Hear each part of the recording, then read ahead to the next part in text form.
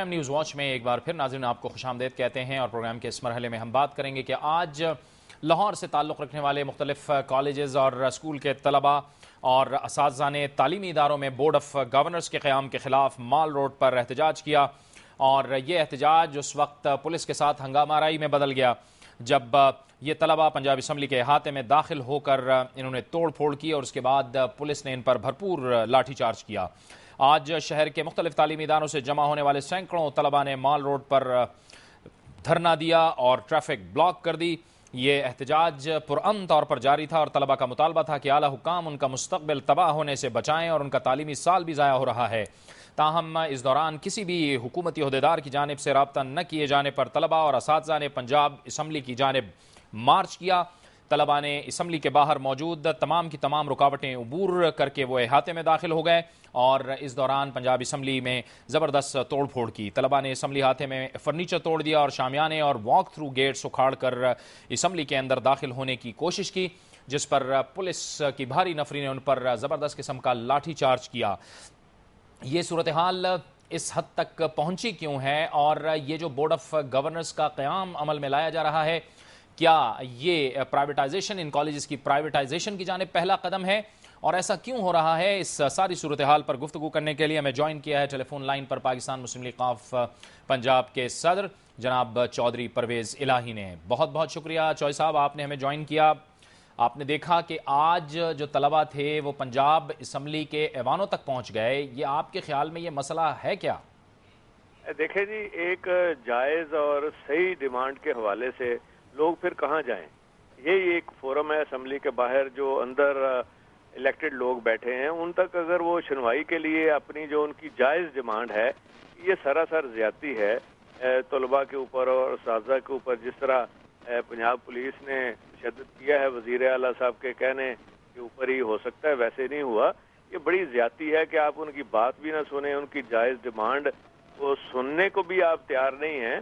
اور مجھے اچھی طرح یاد ہے کہ ہمارا تو بلکہ پروگرام یہ تھا کہ پہلی سے میٹرک تک جب ہم نے فری ایجوکیشن کی، فری کتابیں کی، اور اس کے بعد ہم اس کو کالج تک لے کے جا رہے تھے، فری کالج تک تعلیم، یہ ہمارے پروگرام میں تھا، ہمارے ویژن میں تھا، ہماری سوچ میں نہیں تھا، بلکہ اس پر آہستہ آہستہ عمل کی طرف ہم بڑھ رہے تھے۔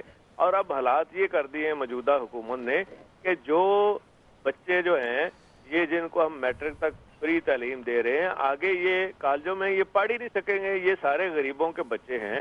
اور جس طرح انہوں نے اساتذہ کو، ٹیچرز کو کے اوپر ڈنڈے برسائے ہیں، یہ سراسر زیادتی اور ظلم والی بات ہے کہ جن لوگوں نے ہمارے بچوں کو تعلیم دینی ہے، ان کو معاشرے کے اندر اگر ان کے ساتھ یہ زیادتیاں ہوں گی تو وہ کیا سبق دیں گے، اور کیا بچے سبق ان سے لیں گے، کیا سیکھیں گے؟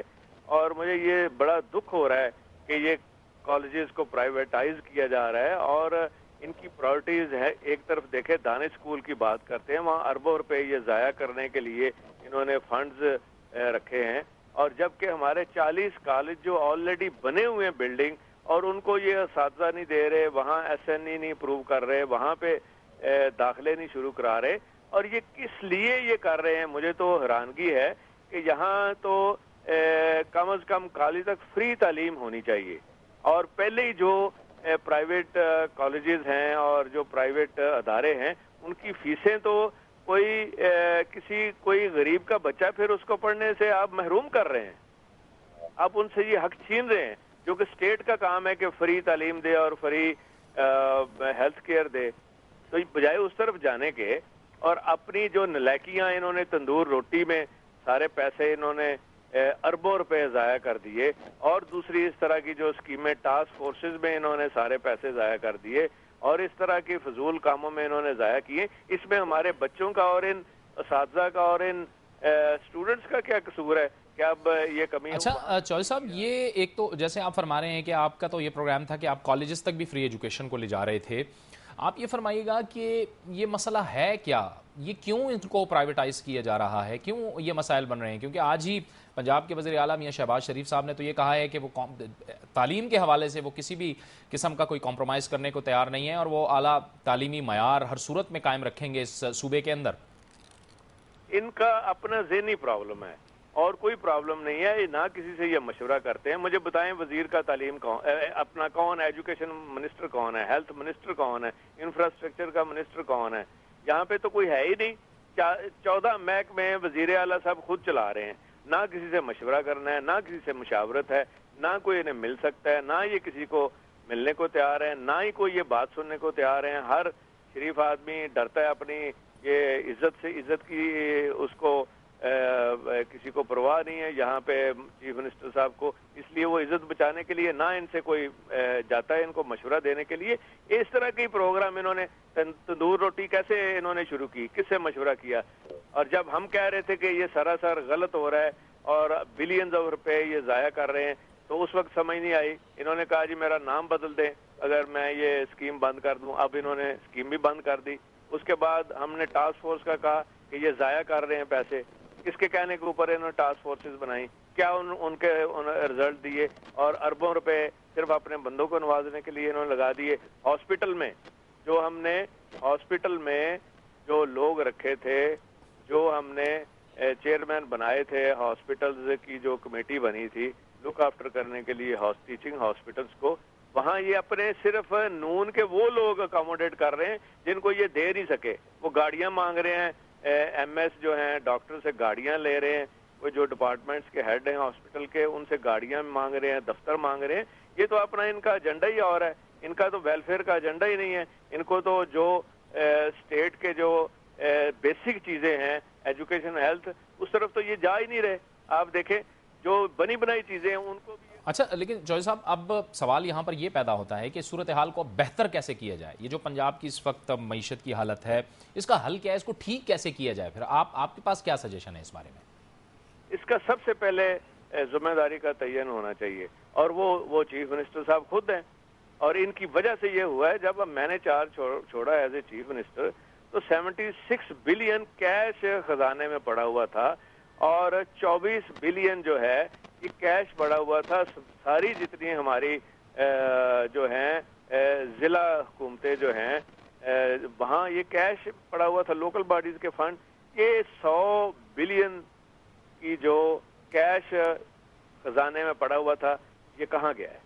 یہ کون ذمہ دار ہے؟ یہ چیف منسٹر صاحب ذمہ دار ہیں۔ اب یہ ذمہ داری شفٹ کرنے کی کوشش کرتے ہیں اس طرح کی اسکیمیں بنا کے اور اس طرح کے فضول باتیں کر کے، اور جس میں جو یہ بچے جو ہیں یہ صحیح ان کی ڈیمانڈ ہے، یہ اساتذہ کی صحیح ڈیمانڈ ہے، اور وہ 100 ارب جو ہے جو انہوں نے ضائع کر دی ہے اپنی نالاکی کی وجہ سے، اس کا ان کے اوپر تو بوجھ نہیں پڑنا چاہیے۔